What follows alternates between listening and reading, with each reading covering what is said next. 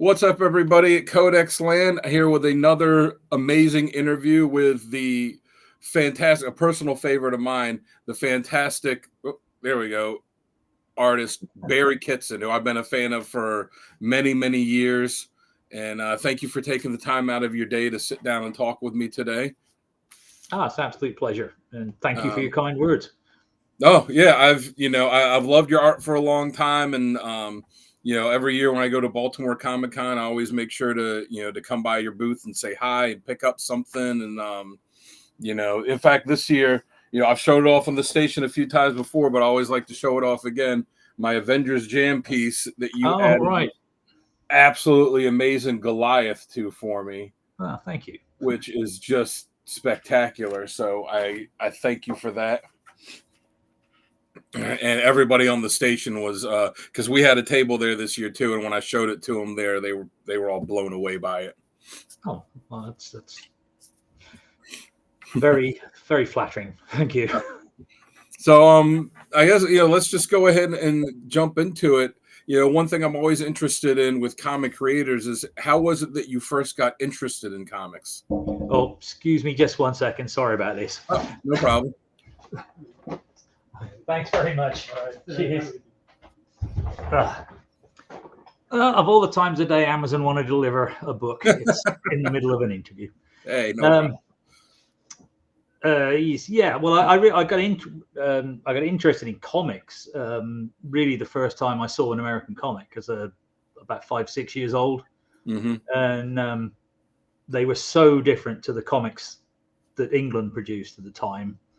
That just blew me away, and I became a Jack Kirby fan overnight. And from then on, kind of collected every American comic I could find, which was not easy in England in the 60s, because you could only buy them usually at seaside newsagents, because comics were sent over in ships as ballast. But they weren't sent over in any order. Yeah. So, 1 week you could go and you'd get Avengers #1. The next week you'd go and you'd find it had jumped to Avengers 24. Oh, wow. And it would go backwards and forwards like that. So each trip to the newsagent, it sort of made it a magical thing, because every week you were discovering a treasure. You didn't know what order it was going to be in. And so that added to the sort of magic of collecting comics. I was just talking to someone the other day about when I was a kid, before I even knew that comic shops existed. And I used to get my comics like off the spinner rack at the grocery store and newsstands and gas stations. And, in the days before everything, these release schedules were put out there, like you never knew what you were going to get. You just walked in and you're like, all right, man, what are they going to have today? Like, oh, cool. They got G.I. Joe. They got Spider-Man. This is awesome. Absolutely. It was a bit more magical then than it is now, knowing, as great as it is now, that level of just not knowing what was coming out was always fun. Yeah, I don't think the same thing is, applies to any sort of collecting. I still collect vinyl, and going into secondhand record stores, you've no idea what you're going to find. It just makes it that little bit more fun than just ordering it on eBay or from an online store. Yeah, the thrill of the hunt when you've been searching for something and you finally found it, and you're like, oh, I got it finally. So you said though, the American comics were so different than the British ones. What were the differences in them that drew you to the American ones? Primarily, I would say 90% of English comics were humorous and very much aimed at children. You basically got humor stories, war stories, or football stories. And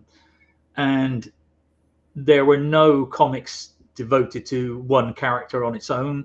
Each comic was like a compendium. So each story would only be 2 or 3 pages. Each page would have maybe 12 panels on it.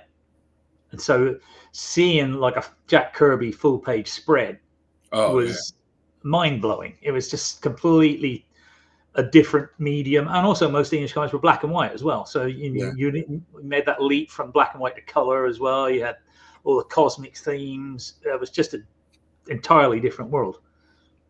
So at what point did you decide, because a lot of us as kids, obviously love comics. At what point did you decide, like, this is what I want to make my career doing?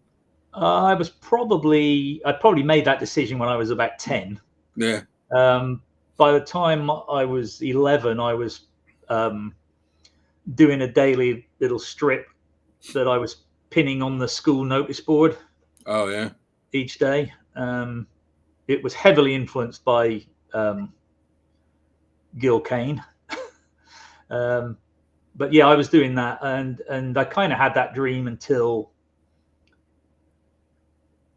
when I was probably at 15, I started playing guitar and then harbored the wish to become a rock star, which kind of fizzled out. Yeah, same for me. Although I still enjoy playing, and I'm lucky enough to have some very famous musicians as friends, mainly through comics. Yeah. But I never really I never lost my interest in comics at any point. When I failed my Art A level at 18, primarily because everything I drew was comics, and in those days, examiners did not look favorably upon comic style art. I thought the game was up, and I ended up doing a degree in English literature, and then a postgrad in education. And I was actually teaching English in a school in the south of England when the opportunity came along to become an artist. So how was it that? Oh, sorry. Go ahead. Yeah, I was going to go into it. I realized that I needed to say more. I was still drawing for my own amusement, and I can't remember the reason why, but for some reason I showed some of my drawings to the owner of the local comic book store, and he asked if he could hang on to them for a few days, and I had no problem with that. And then the next time I went in, he said he'd shown them to a famous artist, and who was called John Stokes, who was at the time was working on Warrior, doing a strip called Press to John. So he's working alongside Alan Moore, Alan Davis. Wow. And John was kind enough to leave his phone number with the comic shop, and told him to give me a ring, which I did. I went and showed him my work, and he said he thought it was good enough for me to show to editors, and he gave me editors' phone numbers and said I could use his name as a reference. And so one of the first places I went to was Marvel UK, and I showed them my work, and they said they liked it, and they said, what have you had published? I said, nothing. This is the first time showing. And they said, well, we only use published artists, so come back when you've had something published and we'll give you work. And so my reaction to that was, what if every publisher says that? How do you? Yeah. But I asked them, was there any way they could let me have a script, and one that had been used and done, but just I'd never seen a script at this point. And they said they would, and I said, well, great. And they said, oh, and by the way, we're having a party for somebody who's leaving tonight. Do you want to come to that? So I went to this party. I've no idea what I did to make it so memorable, but a few weeks later, the script hadn't arrived. So I rang up and asked if I could speak to the editor I'd met then. And they said, well, no, he's moved on. He's not here anymore. We've got a new editor. You can talk to him. So I rang him. I said, oh, your predecessor said he was going to send me a script. Wonder if you could do that. And he said, well, I've no idea what your art looks like. You'll have to come back to London again, which I did. How long of a trip was that for you at the time? At the time, it was only about 2 hours. Oh, okay. On the train, not too bad. And then probably another, I don't know, half hour getting across London. But I walked into the offices, and the office Marvel had then in those days was a big open office where everybody could see each other. And I walked in, and everybody recognized me from this party, and everybody was going, "Oh, Barry, good to see you again." You know, blah, blah, blah, blah. And so I sat down with the new editor, and he told me, sort of months or years later, that he just thought, "Oh my goodness, everybody knows him. I better give him work." And I sat down with him, and he said, "Well, the only thing I can offer you at the moment is Spider-Man. Wow. Would you be interested?" I obviously said yes.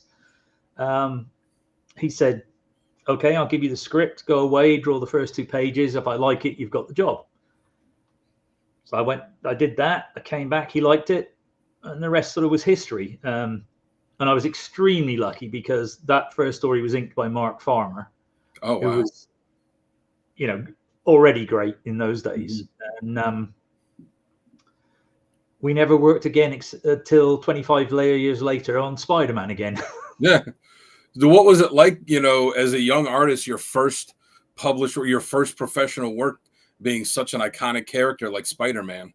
Well, unfortunately, like many of us when we're young, I was full of my own brilliance and just took it as a natural, I sort of think of it as, this is abnormal. You've hit a gold mine here. It was extremely exciting, but I didn't realize just how lucky I'd been. Yeah. So it was just like, whoa, all my dreams have come true. Nothing can go wrong. Well, they say first impressions really count, and I get that story just absolutely proves that point. Yeah. I mean, one of the bits of advice I give people who ask, how do I get into the industry? How do I get on in the industry? The first bit of advice I always say is be nice to everybody. Mm-hmm. It's you never know who you're talking to. Yeah. And the number of times I've met really interesting people just by being nice to them, I had no idea who they were when I started talking to them. Mm-hmm. You also worked on the the famous British 2000 AD. What was it like going over to do that? That was a big thrill. I mean, in those days, 2000 AD was selling like 250,000 copies a week. Wow. And it was by far the biggest thing in British comics. And I sort of got into that again through luck and being in the right place at the right time. Marvel used to play a pool match against IPC in those days. And due to my somewhat misspent youth, I was playing for Marvel, and we won. And at the end of the night, the editor from 2000 AD came over and just said, "You'll be playing for us next year." And I got the call the next day, did I want to work on 2000 AD? Wow. So, so you worked for a while in British comics before, how was it that you made the transition to working on American comics? Again, it's through meeting people, really. I'd been working on 2000 AD for a year or so, and I always try and collaborate closely with anybody I work with. So I think you do better work if you get on with each other. And I've been working with Alan Grant and John Wagner, predominantly on Judge Anderson, but on Judge Dredd strips as well. And at the time, they were writing Batman for DC. And I'm pretty sure when Denny O'Neil was looking for an artist to do the last Batgirl story, I'm pretty sure they said, "Oh, give Barry a ring." Mm-hmm. And literally just one night, the phone rang, picked it up. It was Denny O'Neil. Wow. Which is somewhat mind-blowing, as his run on Green Lantern, Green Arrow was one of my favorite runs. And he just asked me if I would be interested in drawing the last Batgirl story and the Batgirl special. And I immediately said yes. I was over the moon. I put the phone down and I thought, I probably should have asked how much they're going to pay me, but things turned out well in the end. Yeah, long run collaboration working with DC. And then in '89, you mentioned Alan Grant. You worked with him and Keith Giffen launching the Legion series for DC. What was it? What was it like launching a new title like that, and how much input did you have in the creation of it? Design wise, of all the characters that were new, I was given like carte blanche. So I did that completely. Keith pretty much came up with the plots to start with, and they'd come to me, and then I would give the art to Alan, and he would dialogue it. So I won't say I had that much control over the story, but it was an amazing opportunity to learn storytelling from Keith, because his scripts, he didn't actually write a script. He actually drew a very rough page, and I didn't have to follow it, but pretty much I would say 90% of the time I would follow his storytelling. And so that was a great learning curve for me. And in fact, everybody at DC was helpful. Dick Giordano, when I did the first, even before we did Legion, I did a Legion of Superheroes special annual, and Dick actually wrote back to me, and because it was all by real mail in those days, and he'd done sketches for me to show me how I could have set the scenes up in a more seasoned way, I suppose. I just wish I'd kept them. I'm sure I didn't throw them away, but I had no idea where they are. Yeah, things just get lost over the years in moves and life. And yeah, I've heard that before about Giffen. I did an interview a while ago with J.M. DeMatteis, and he said he would do the same thing for Justice League, that he would just kind of draw up the like real rough drawings of I do and give him the script. I do actually still have those. Oh wow! The pages from most of the first, I think the first 12 Legion issues. Yeah. Man, if they do an omnibus or something like that, that would be a really cool thing to have added as a bonus backup. Yeah. Well, you mentioned Denny O'Neil too. You work with him launching the Azrael series. What was it like working with, on a Batman book with this guy that's like a legendary Batman creator? It was an honor, but we weren't the best of teams. Oh yeah. Denny doesn't like to collaborate. Oh yeah. And so all I would get from Denny would be a script. We wouldn't have any back and forth between us. And the reason I stayed on Azrael for long, it was really because Archie Goodwin was the editor. Yeah. And Archie and I became very good friends, and so for that reason, it was a pleasure to be on that book. For some of the stories, I used to get a bit frustrated because I really I would like to have concentrated a lot more on the whole Saint Dumas myth and the more esoteric side of things, whereas Denny was very committed to wanting to make it mainly guys with guns. Yeah. And I enjoyed doing it. I loved the Azrael character, but because there wasn't that collaboration between us, I was always slightly frustrated with the storylines we were following. Well, another legendary DC character you got a crack at was you contributed to the Superman wedding album. What was it like? Not just such maybe the most iconic comic character, but then such a an important milestone in the history of that character. What was it like doing that? Again, I think I don't think I ever realized how important these things were until you look back. Yeah. I mean, at that point, I was again, it's pure luck and being in the right place, right time. I'd been doing Legion for, I don't know, I forget how many issues I did, but probably 5 years, I think, with one 6-month break when I did a few things for Marvel.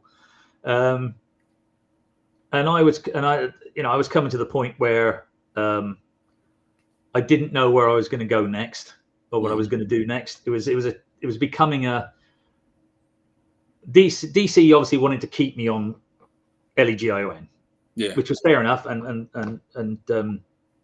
a great compliment.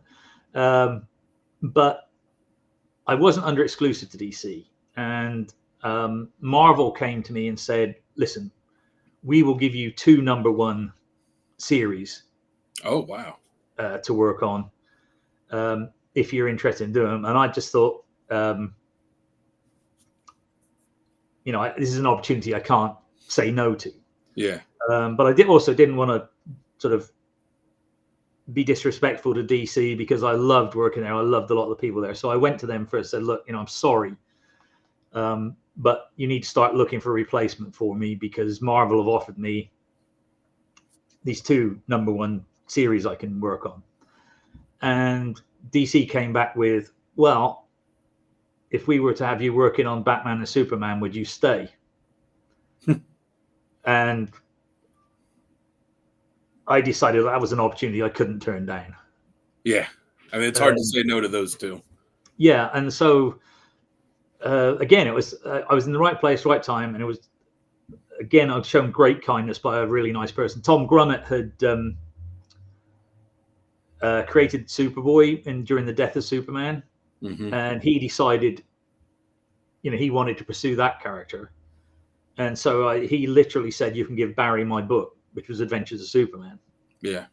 So that made that space for me. And again, Alan Grant was working on Shadow of the Bat. And so that sort of was a natural fit. So for about 6 months, I was trying to work on the 2 most iconic characters at DC at the same time, which was... Did you sleep at all? An amazing honor, but it would have killed me. I was going to say, did you ever sleep? Not a lot, no. But it was worth it, About, I always am interested in artists with the, with the turnaround time for art pages. I draw too, but I'm not, clearly anywhere on your guys' level. I'm still teaching myself, but it's one thing for a writer to just write splash page, these guys attack these guys, and it's something where you can write a sentence in 10 seconds. It takes a little bit longer than that to draw it. So what's your general turnaround time, or how long does it take you to do per page? Well, I always answer this question by kind of dodging it. It depends. If somebody wrote me an issue of 2 characters on a completely barren alien planet, I could probably do you 3 or 4 pages a day. Wow. But if there's 10 or 12 characters in a complex background, then it can be a struggle to do 1 page a day. You just, you never know. That's one of the reasons why I like collaborating with writers as much, because, then I can kind of say, look, we need to, it gives me some control over pacing it so that I know I can get it done in time. Another iconic thing you worked at for DC was you did the 12-issue JLA Year One series with Mark Waid, who you've worked with a lot, which retold the first year of the Justice League. So what was it like on that? How much did you feel you had to stick to the original stories, and how much did you guys feel that you could just kind of add your own thing into them? I don't think we felt any real pressure to do any retelling. It was really, it was these sort of projects are like my dream thing, because I actually get to draw the characters the way they were when I was a 10 or 12-year-old. When you first started reading them then. So it was like my childhood dream actually coming to life. Yeah. It's always a pleasure working with Mark. We work in a fairly unusual way, in that Mark writes a plot, or we come up with a plot together, actually, to be more accurate. But then Mark writes it up as a plot. Then I thumbnail all the pages out, and then we discuss it again. Then I draw them, and then he dialogues what I've drawn. So there's a lot of back and forth between us. Yeah. I mean, you guys have created some amazing stuff over the years, so your style of working together works. Well, I think it's partly we're kind of good for each other, because we very rarely agree on anything much. And when we can agree on something, it usually turns out to be pretty good. Yeah.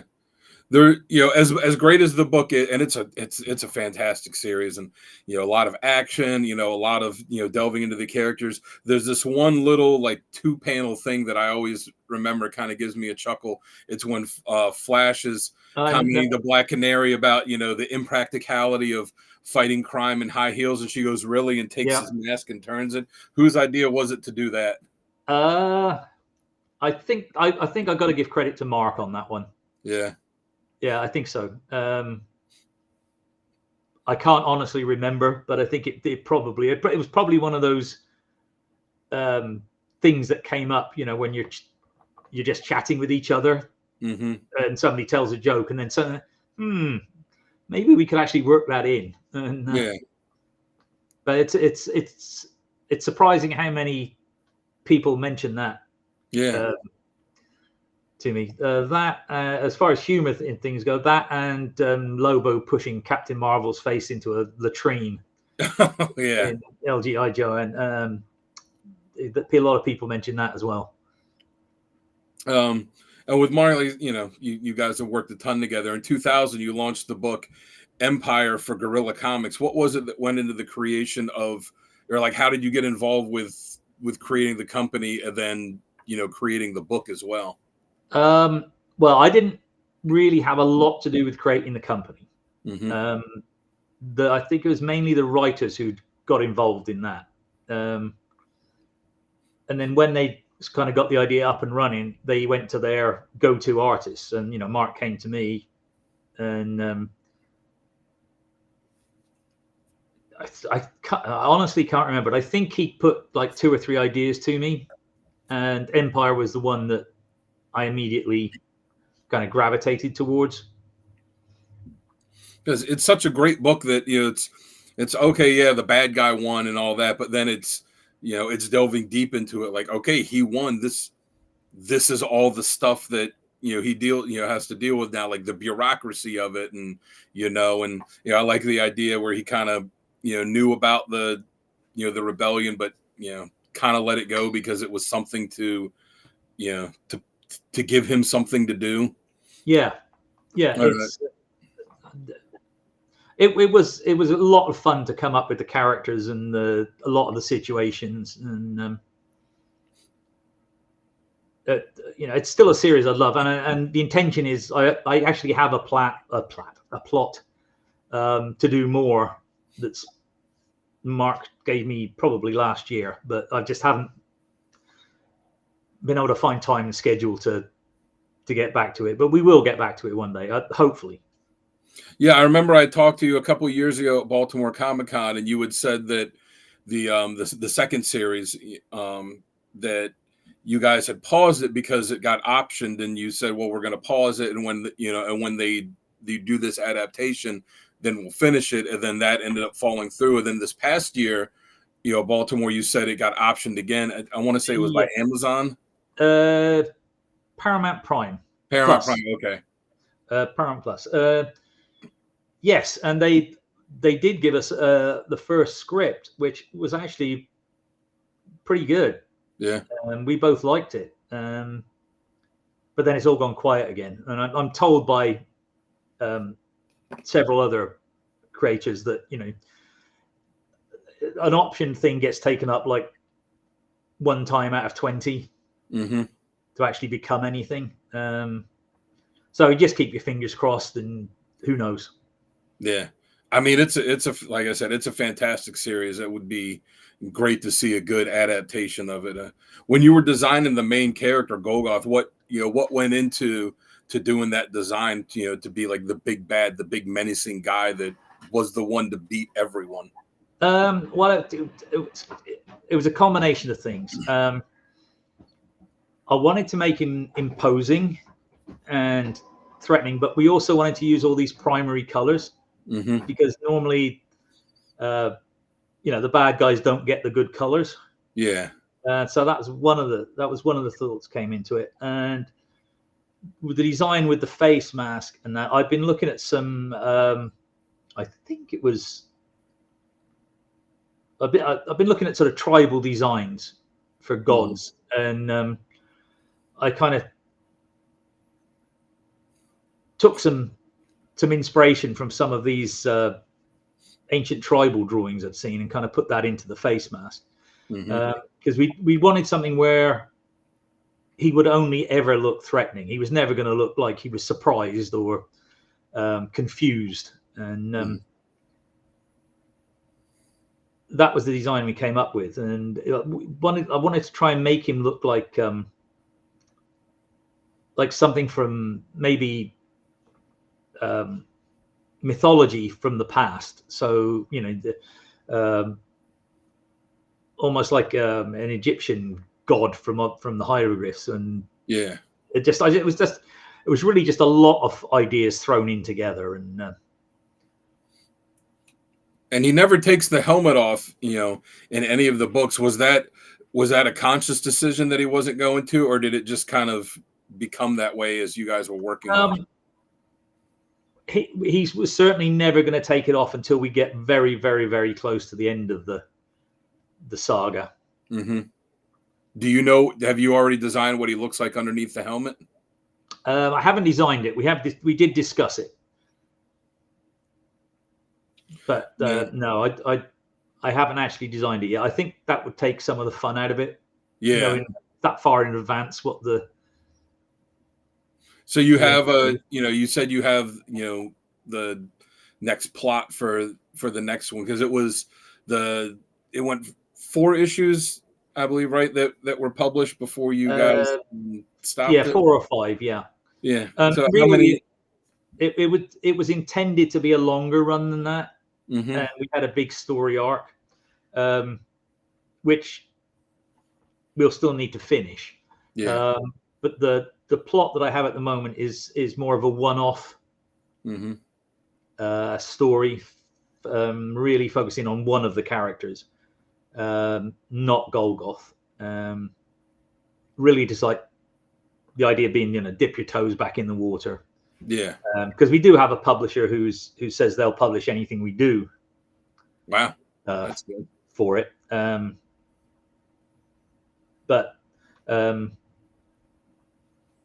yeah, we want to do it properly this time. We kind of felt like with the second series, we didn't set it up enough.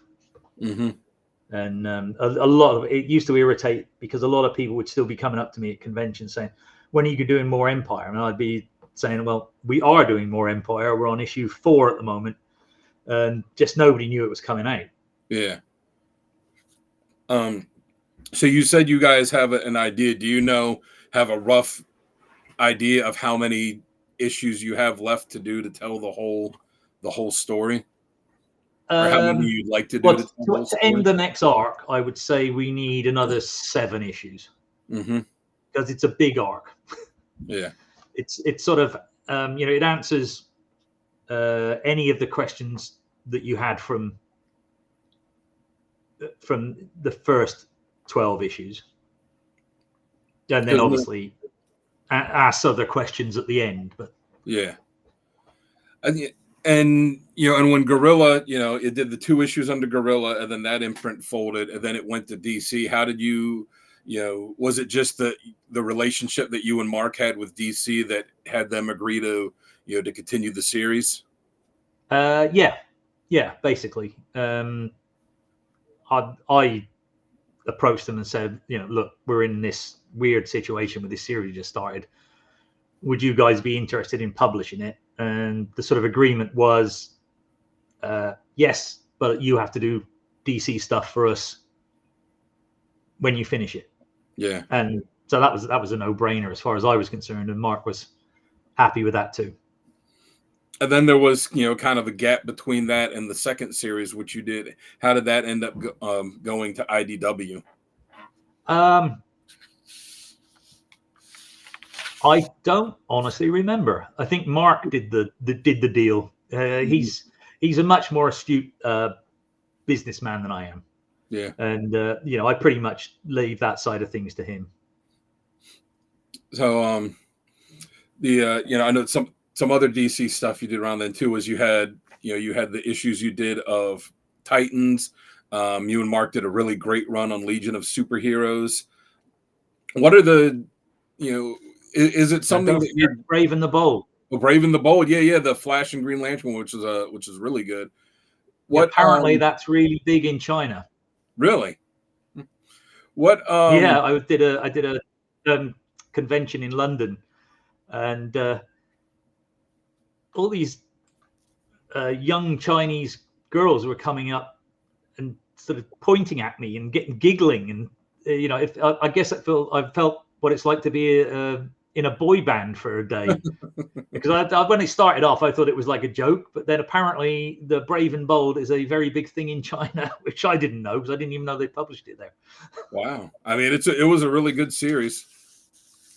But you work on a lot of these books that have large casts. Do you prefer working on these team books as opposed to solo character books? Is there anything that draws them to you, or is it just kind of happenstance? It's basically, it just gives me a chance to draw more characters. And I always loved team books as a kid. I was always a Legion of Superheroes guy. I used to love the Doom Patrol, the X-Men, Avengers. I loved a lot of the solo books, but it was always the team books that I loved the most. Yeah.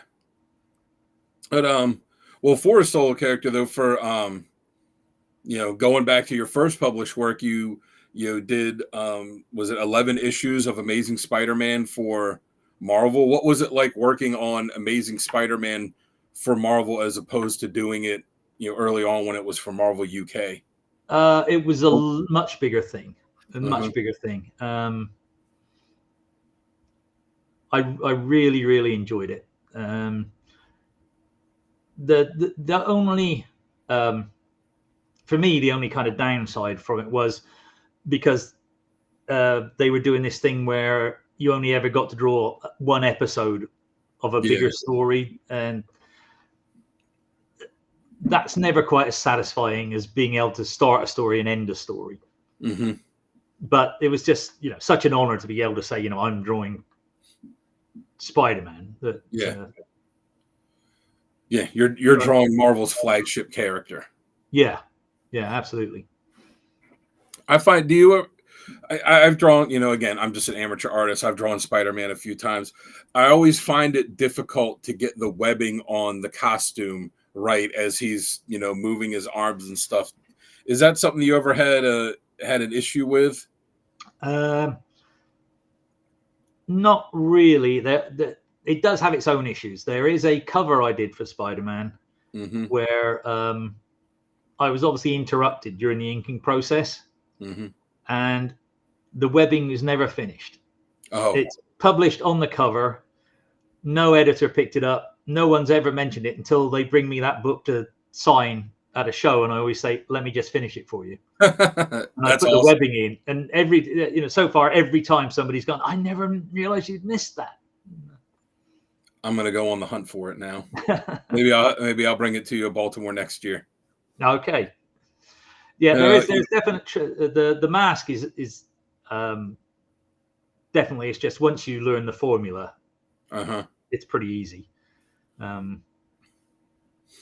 where it gets tricky sometimes is, I found was coming down the neck and then spreading out. Yeah.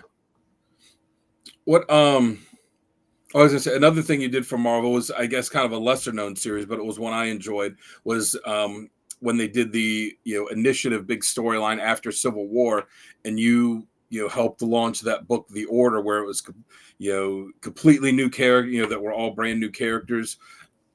How did you get involved in that, and what was it like, creating this entire group of new characters? Well, really, that was one of the. It was when I was agreed that I was going to go and sign for Marvel exclusively, and they presented me with like 3 or 4 choices of books, and the editor and Matt Fraction both lobbied very heavily for me to do that book, and they just persuaded me. I wasn't sure about it, but it was a really great experience. Loved working with Mark Morales as the inker.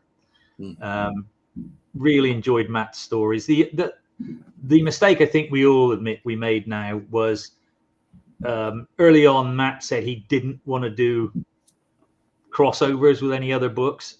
Yeah, he wanted The Order to stand as a book on its own, and so a lot of people were saying to us, "Oh, we really like the book, but we have to buy the Initiative, because it crosses over with all these other books." And it was easy to not buy The Order because it was a standalone thing. Yeah, it was kind of off on its own. Yeah, its own corner. I liked it, and the concept of the people that were given powers, but like it was only going to be a finite time that they would have powers, and then it would just be, all right, well, you're done. We're bringing the next person in. Yeah, I thought the concept was great, and I really enjoyed working with Matt and Mark. It was real fun time. It's unfortunate the book didn't last longer, but had you put any thought into, what characters were going to come down the road as, current characters got cycled out because of hitting that mark and having to bring new ones in? We hadn't really at that point, to my knowledge. Matt may have had ideas in his head about it, but we hadn't shared them between us before. And then there was another book, another team book that you did for Marvel, the Avengers one, where it was the early tales, where it kind of took place. Each issue took place in between the issues. Yeah, again, that was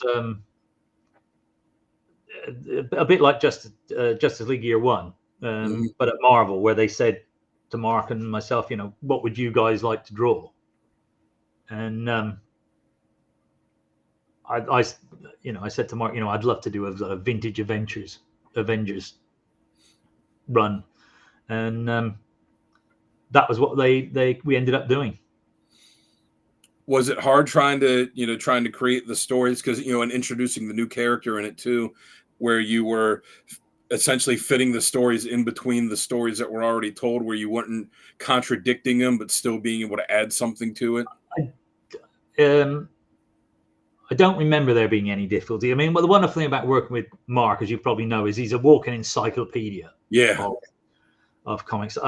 I showed him a picture of my sister reading a comic, a Marvel comic, I think it was, or a DC comic, when she was about 6 or 7 years old. It's just a black and white picture and on holiday. And he identified immediately what issue it was from the advert on the back. Wow. Wow. Which impressed me. Yeah. I mean, I like to think I have a pretty good comic knowledge, but there's no way I'd ever be able to, to figure that out. That's impressive. Yeah.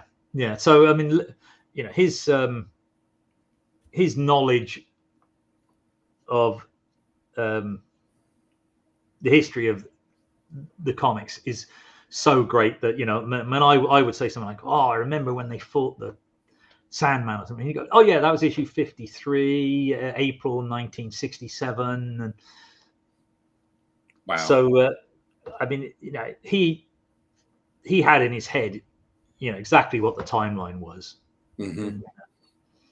then he would just generally say to me, well, who would you like in an issue? And I'd love to do the Brotherhood of Evil, or whoever, and he'd work out a way of getting it in there. That's awesome. That was another really fun series too. Yeah, and another one that was cool, since you work for both, like a lot of guys, you work for both Marvel and DC, but you got to do one of the unique things where you got to draw one of the crossovers, one of the Batman Punisher crossovers for them. What was it like doing a book that was for both companies? It wasn't really, apart from the fact you got to draw the other company's character, it's not really any different, because you didn't deal with both companies. As the artist, I would only deal with, it was Archie Goodwin that was the editor on that one as well. So it was exactly the same process. It was just the other company had to approve what you done. So you couldn't take any liberties with their character. You couldn't have the guy from one company just completely embarrassing the guy from the other company. Exactly. Yeah. And I remember you posted a little while ago, they just recently, was it a month or two ago, released the big omnibus of all the Marvel DC crossovers, and that's one of the books in it. I remember you posted that, a while ago, like, hey, they've asked for supplemental material. What was it that you found digging in your archives? Well, I found a couple of unused covers and thumbnails. I also got in trouble for doing that, because apparently, nobody had mentioned to me that it was a big secret they were going to do this.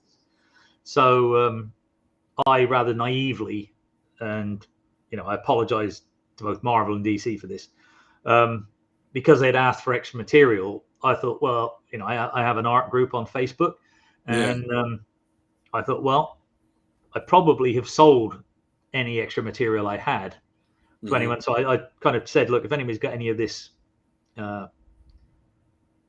material, perhaps you could let me know, and I could make use of it, which of course let the cat out of the bag that this event was going to happen, which didn't endear me to the big two. Well, I mean, I think that they did okay with the project, and they sold a couple of the books. Well, let's hope so. Yeah, I know my shop, it's a small shop, but they still ordered about a dozen of them, thinking, oh, we'll be able to have these on the shelf for when holidays come in. People will get them as gifts, and they were gone like that. Wow, I mean, they were big books. Yeah, it was $150 price tag. It's a big, thick omnibus. No. My hope is that they did well enough at it that Marvel and DC will start playing nice again, and start giving us some new crossovers as well. So well, I think. Actually, I think they did reprint the amalgam stuff at some point. Yeah, I don't know if that one. That's been a while as well. Yeah, I don't know if that one's come out. I haven't seen that one yet. I might have missed it when it came out. I have all the original books, but that was another one I wanted to ask you about. You worked on one of the books in the second wave of it, the Magnetic Men featuring. Magneto and the Magnetic Men. Yeah. So I managed to get a team in there as well. Yeah. So how was it working on a book like that? That's just that's something so different, where you're when you're doing new designs, you're doing the amalgam of like this character and this character. What would they look like if they were mashed together? Again, that's the design side's one of the most fun things for me. And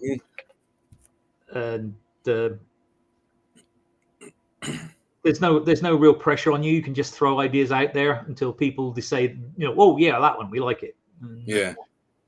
Whereas you don't get that. You don't get that opportunity when you're doing the interior pages. You give them the one page, because there's never enough time to give them two options on a page. Yeah. Do you ever do that? Just look at it and say, well, I really like this design I came up with, so I'm going to make sure to kind of wait till the last minute and give them that, so they don't have the option to say no, because I really want to do this. I've never done that. I've been very lucky with most of the things I've designed. I haven't had to do many redraws.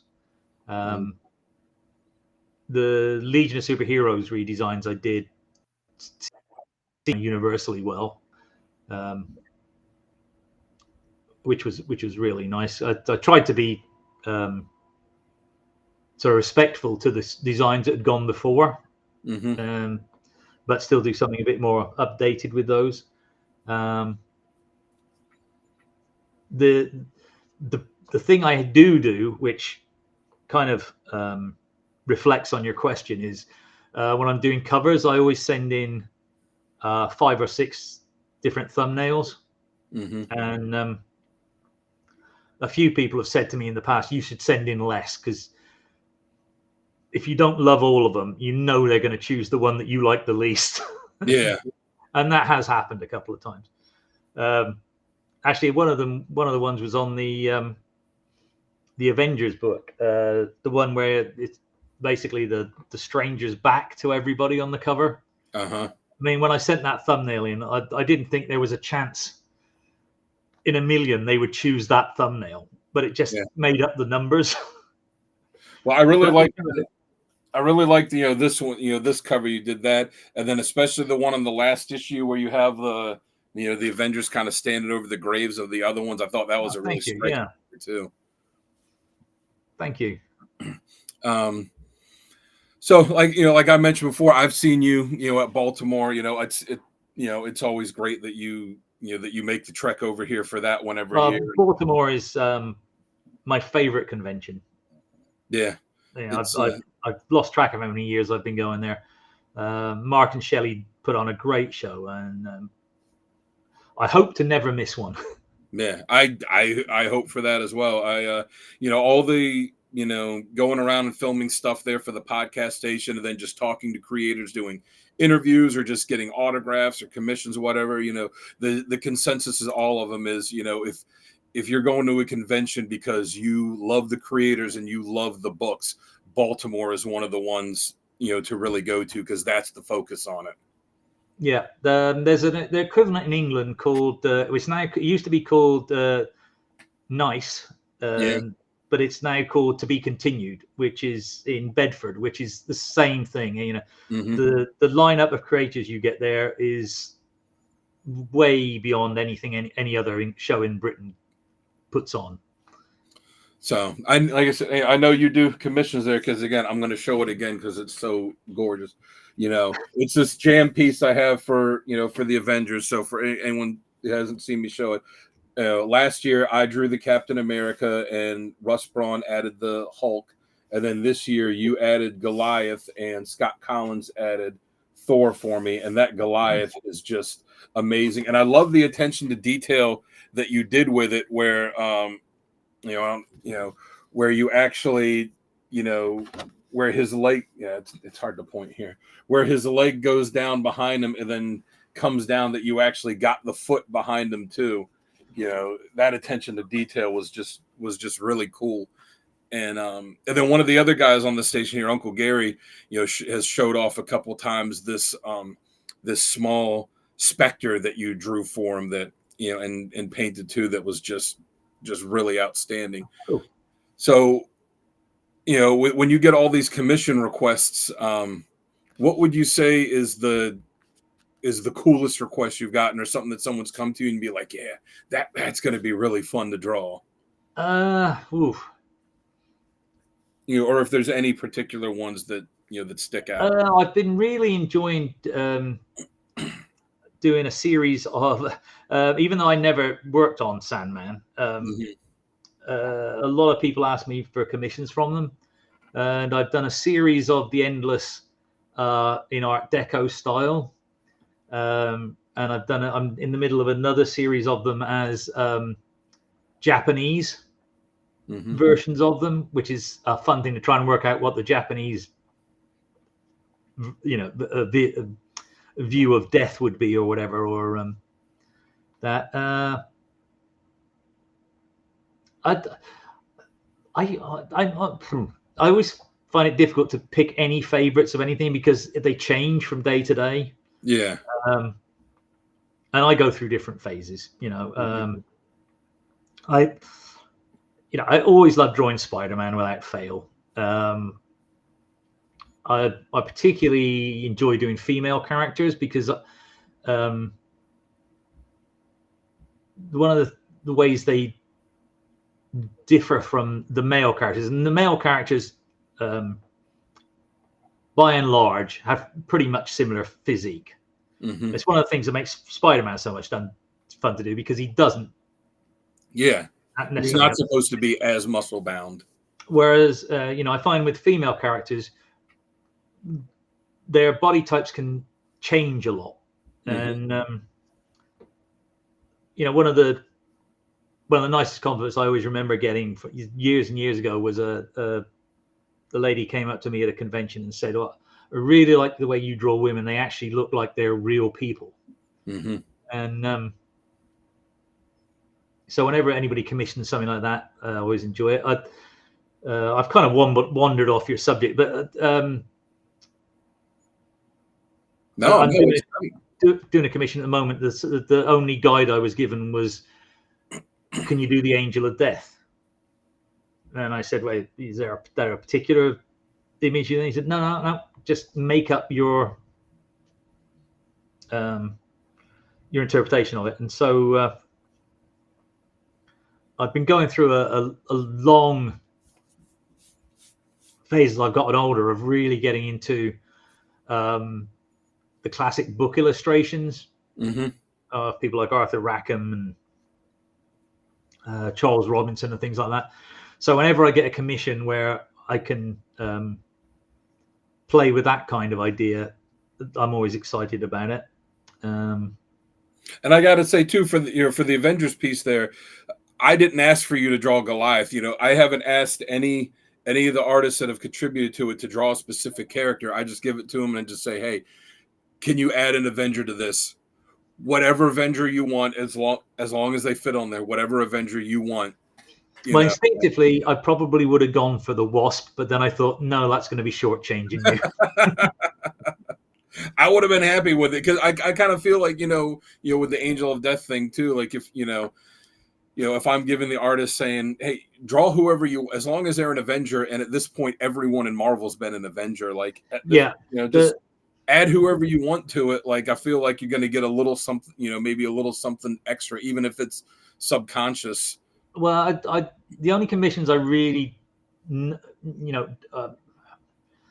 I don't gravitate towards are when people come up to you and they have a complete set of what they want. There. They sort of say, "Oh, well, I want Batman holding a flaming torch and he's standing over the body of so-and-so. And in the background, you see this, that, and the other." Because then they've got such a fixed image in their head that no matter what you do, it's never going to match. I mean, you might say, relatively speaking, other people would look at it and say, "Oh, your idea was much better than the one he had in his head." Mm-hmm. But it's the commissioner's thing. And if you can't please them, then you're failing. And for anyone that wants to check out, some of your stuff too, I know you said Caitlin, is the one that handles all the accounts, but is your stuff that you post on there on Twitter, or X now, you can find me there.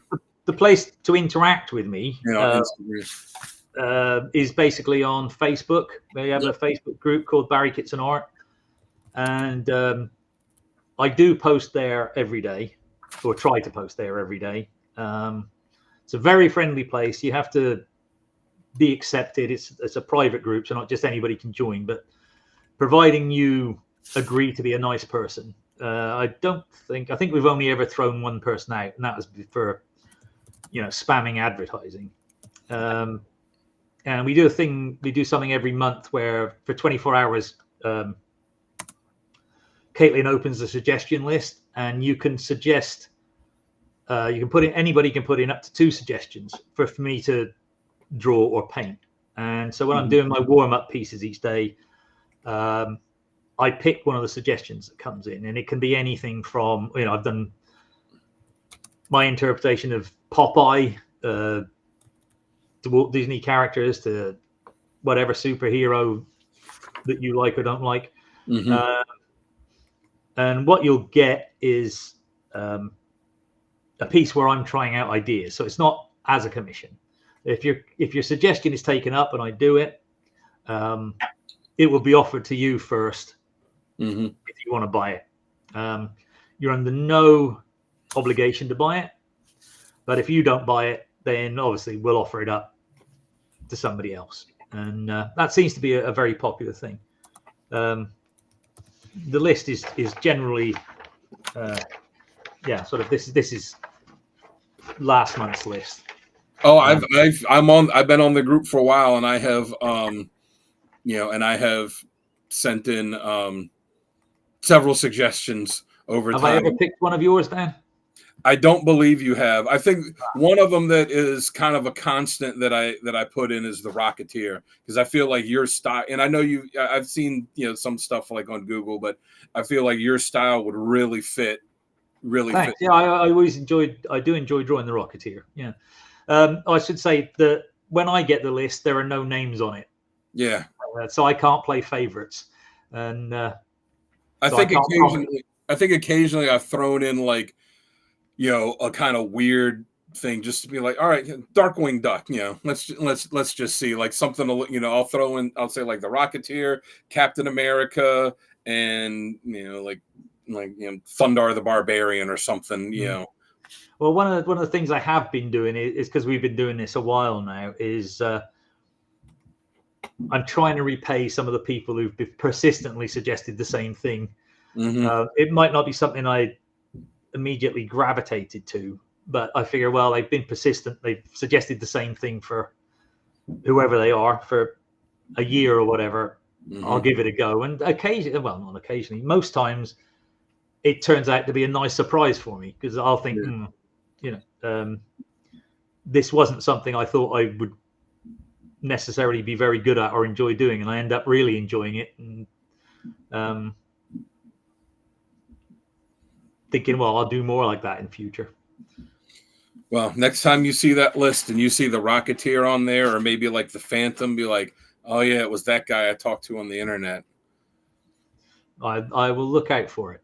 And I'll say too, yeah, like I said, it's a good fun page for interactions. I like the warm-up pieces that you do too, where it's like a big background and then a very tiny character, and it kind of more focuses on on what's in the background than it is on that. That's well, I have to give Caitlin credit for that.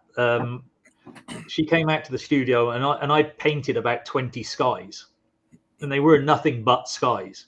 Because I'm, as you may have, if you're on the group, you've learned, I'm trying to learn how to paint. Yeah. Having done just black and white for over 30 years, I'm now really enjoying doing paintings. And anyway, she came out to the studio and said, look, if you just put a tiny figure in there, I could sell it. And I thought, you sure? And I did. And, I don't know how many of them I've done now, but people love them. There's an interview I saw, I guess it was about 20 years ago, and it wasn't an artist. It was the somebody that used to play in the band Jefferson Airplane. And he said that whenever he would go to hotels or like these motels and stuff where they have the generic kind of framed pictures on the walls, that he would take them down and take them out of the frame and draw like a little UFO in the corner or something, and then just hang them back up. And he goes, so if you're ever in a hotel and you see a little UFO drawn on this picture there, you can know that I stayed in that room at some point. I've got to think that would be Paul Kantner. Well, and I've tried it myself, and I found that now they just have like all the prints attached to the wall, so they don't want anybody doing that. But the commissions, the stuff that you post on there too is, I remember there was a few years ago there was a Tomb Raider one that was really good, had a really nice background.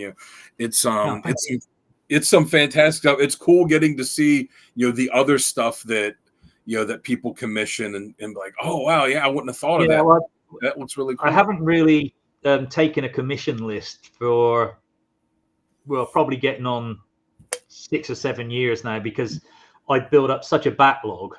And the reason I've been putting so much into the commissions now is some of these people have been waiting 6 years. So I always try and give them something that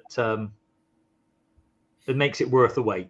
And luckily, I think I have a lot of very, very nice followers, and I think no one has ever complained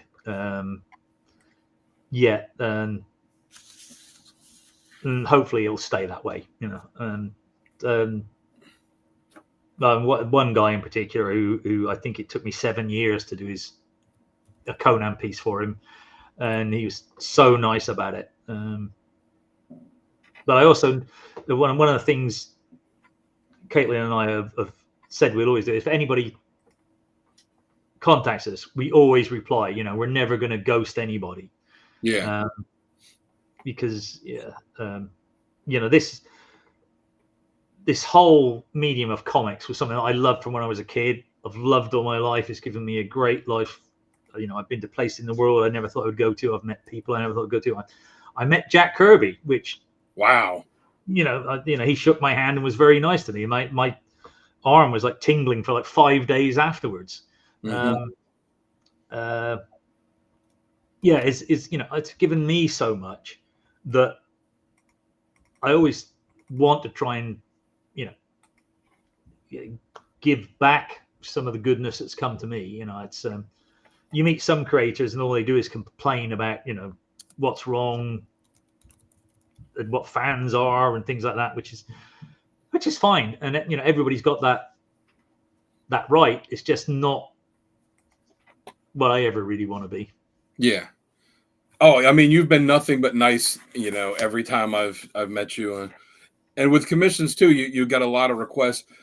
What are some of the, and every artist I've talked to, gets them. What are some of the oddest or strangest requests you've gotten for stuff where you look at me like, I can't really do that, or that's a little weird, but I'll give it a shot?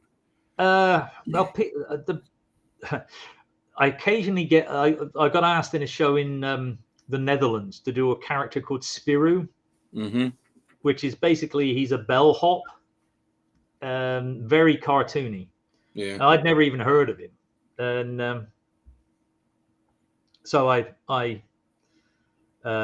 drew it, and then I ended up having to do about 7 of them that day. So I've learned my lesson to not do anything you're not comfortable with at a show.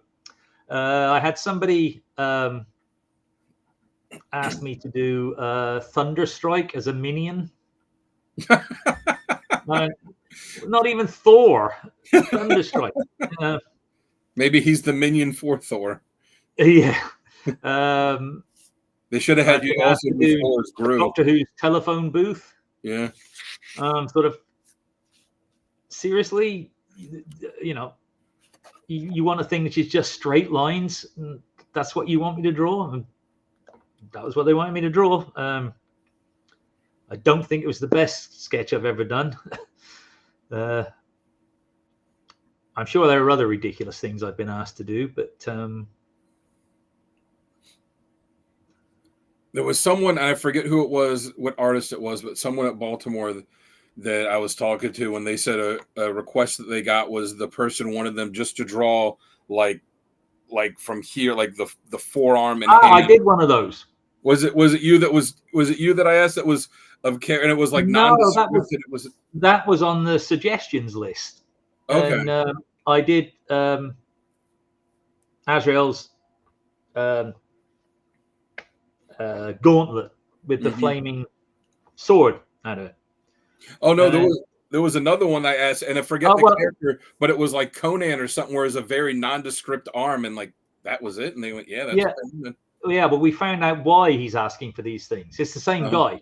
Yeah. He's a surgeon who works on hands. Oh. So he's just got this whole. He's just got all these different commissions of just different heroes' hands. Okay, well that makes sense. That would be pretty cool to go to that guy's office then. Yeah. And you've had a long career, you worked with a ton of creators. Are there any creators that you want to work with that you haven't had a chance to yet? Oh yeah, loads. Yeah, I'm not going to start making a list because I don't like making these lists because A, they're too long, and B, I'm always going to forget one person that I Yeah. definitely don't want to, excuse me, don't want to offend by not having them on the list. How come I wasn't on there? Like, oh man, I forgot about it. Exactly. How about this? You worked on a ton of characters, but are there any characters that you haven't worked on that you'd like to, or that you've only done a little bit with that you'd like to kind of expand and do something more with? Yeah, this one I find easier to answer. I would love to have done more with Daredevil. Yeah. I absolutely loved Daredevil. He's probably my favorite single character. Mm-hmm. And I loved Wally Wood's Yeah. version of Daredevil. Absolutely loved it. And yes, I've always wanted to do some Daredevil. And weirdly, I was asked to do a set of exhibition pieces for of Daredevil for a show in Europe this year. But I had to withdraw from it for logistical reasons. Mm-hmm. So I didn't get to do the 6 big pieces that I was going to do for that. Fortunately, whether I just get bad luck with Daredevil, I don't know. Yeah. Now that you said that, I'd love to see you do some Daredevil, some of the red costume and some of the original one. Yeah, I did actually have a Daredevil script. Can't remember who wrote it now. To which we were going to do in Marvel Fanfare. Mm-hmm.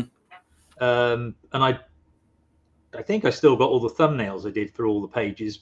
But before I got to work on that, that was when Marvel offered me a regular title, which needed to be started right away. So as the Marvel Fanfare stuff was always inventory stuff, you Yeah. just put it to one side. And by the time, I could have done it, Marvel Fanfare had ended. Yeah.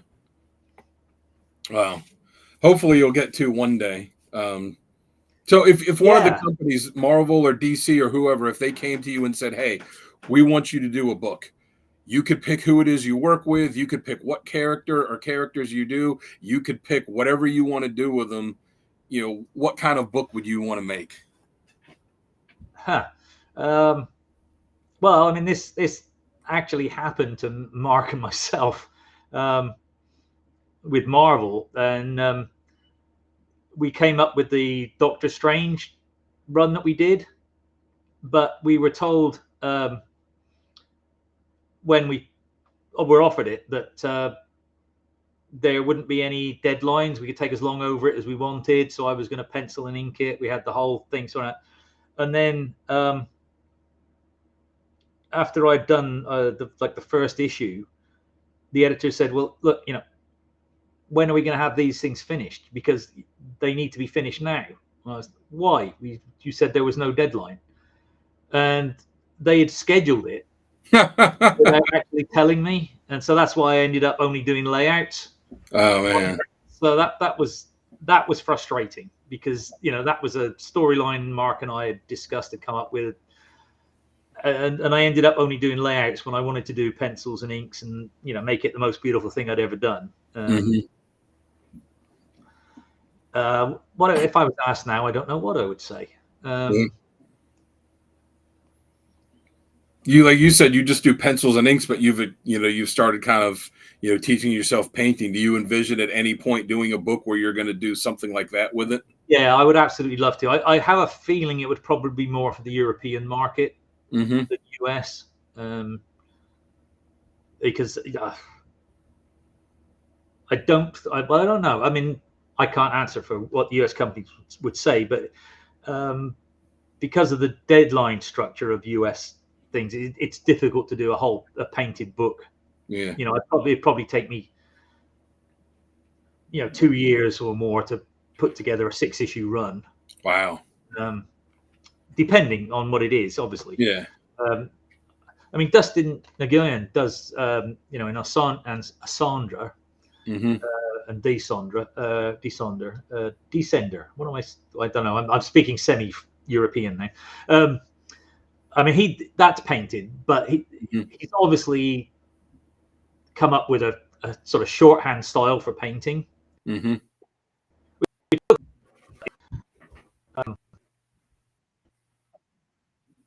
Not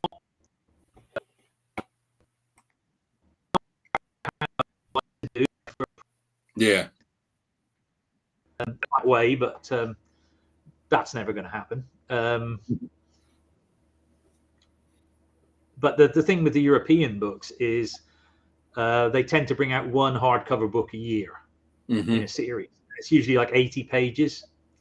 And so my French friends who do this kind of thing, you know, they'll just be doing this one volume, and that'll be their work for the entire year. Wow. Whether that's something, I mean, I have opportunities to work in that market, but logistics are always difficult because obviously I'm so busy all the rest of the time. It's very difficult to devote enough time to do. I mean, you know, if I had time to devote, I would obviously be doing the Empire thing. I would be doing other things, but yeah, at the moment I'm pretty much fully committed to doing the second volume of the Liberty Brigade. Okay. Which I'm about halfway through, which is a lot of fun. A lot of quirky characters, and in a more light-hearted fashion than a lot of the books I've worked on. Again, that Mark's involved in that as well. When that's done, you know, then I'll look around and we'll see what's next. So yeah, that leads me to, you know, what I wanted to ask next is what you know, what do you have coming up that we should be keeping an eye out for in the shops? In the shops, the next thing will be the Liberty Brigade. I'm meeting with a publisher in a week or two about doing a hardcover art book. That's about it at the moment. I'm up to, well, hopefully. I'm very wary about saying things, not knowing whether I'm allowed to say them or not at the moment. I may well have an opportunity to do a very legendary character that's been around, you know, possibly as long, if not longer, than the Marvel and DC characters. Wow. But whether that will come about, I don't know. Hopefully it will. I've been discussing scripts with a European writer who has a couple of successful series about doing something original with him. A creator-owned book? Yeah. You know, I'd like to revisit some old haunts. If truth be told, I would love to do a few things for 2000 AD again, knowing what I know now as opposed to what I knew when I did them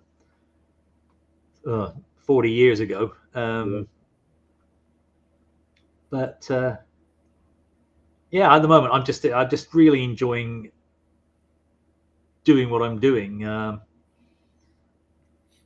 It's really nice to have the freedom to do all these different styles and characters that I'm doing at the moment, and making a very good living out of it. It's, you know, it's what I wished for when I was a little boy, and I can't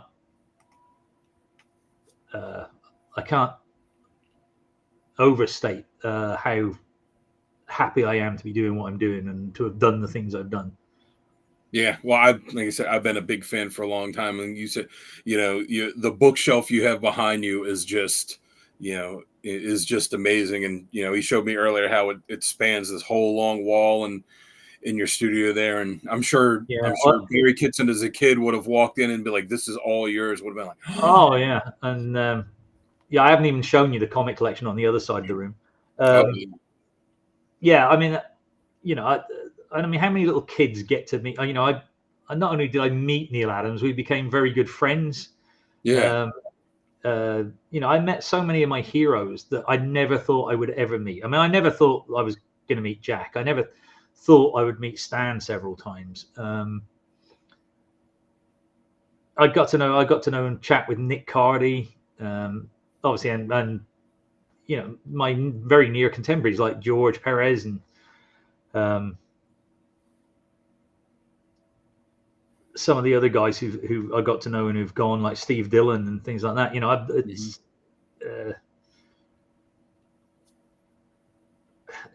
I'm still excited about it. There was a period probably in the middle of my career where I kind of lost sight of what I was doing a bit. I'd get up and I have to draw all day again. But then after a while the light goes on. It's like, what are you complaining about? You're doing the thing you always wanted to do, and you're having a great life. So I think it's important to keep my vision on that.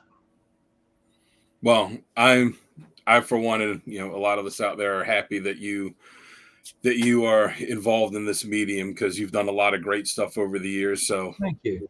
Again, thank you for taking time out of your day today to talk with me. Again, for everyone that wants to check them out online, you can find them on Instagram. You can find them on Twitter or X, formerly known as Twitter. On the Facebook page, I didn't put the URL in because it's just a bunch of letters and numbers and squiggly lines. But if you type in Barry Kitson art, you'll find it. Yeah, I'm sure if you just search on Facebook, you'll. Yes, and since you mentioned, if you send me a friend request, I will probably. There are 3 accounts, so they're all me, but they max out at 5,000. Mm-hmm. If you send me a friend request, I will message you back and say, I will add people as long as there are places to add them.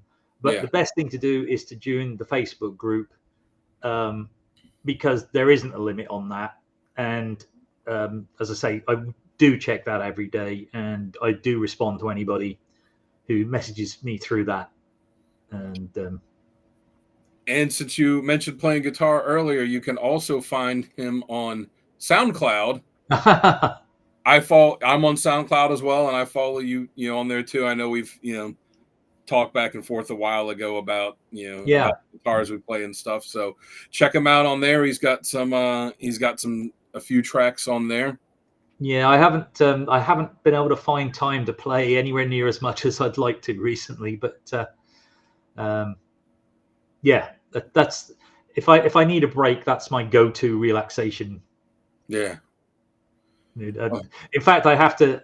When I work, I listen to audiobooks rather than music, because if I put music on when I'm drawing, it just makes me want to go and play the guitar.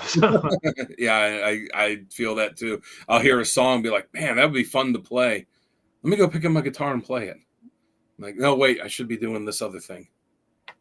So, check them out there. Check us out online at thecodexstation.com. It's got links to all their socials and all that. You guys have heard the spiel before.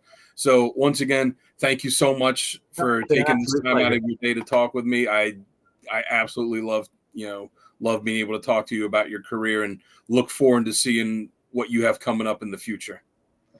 Thanks, Dan. It's been a great pleasure, and I'll look out for those suggestions on the next list. All right. Thank you. All right, everyone. So until next time, we'll catch you by the spinner rack. Hey, coders. If you like that, give us a subscribe. And if you want more content like that, definitely check out the videos above. Hope you enjoy it. There's a lot for everyone.